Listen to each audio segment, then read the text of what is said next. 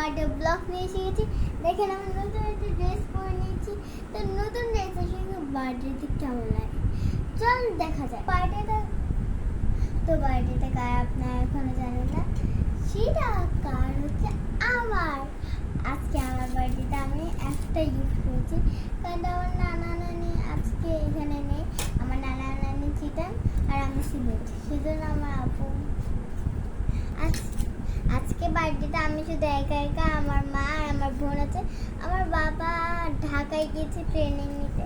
আর আমি আমার আপুর থেকে একটা গিফট করেছি, আর এই টেবিলটা দিয়েছে আমার মা।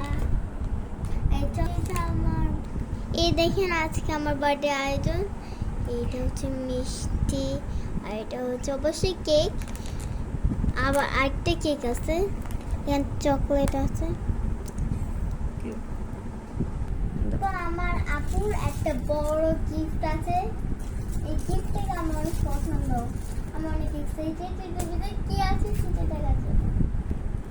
আপনারা সবাই গেস করেন এটার ভিতরে কি আছে, যাতে করে আমি বুঝতে পারি আমার আপুর গিফটের ভিতরে আমি কি আছে।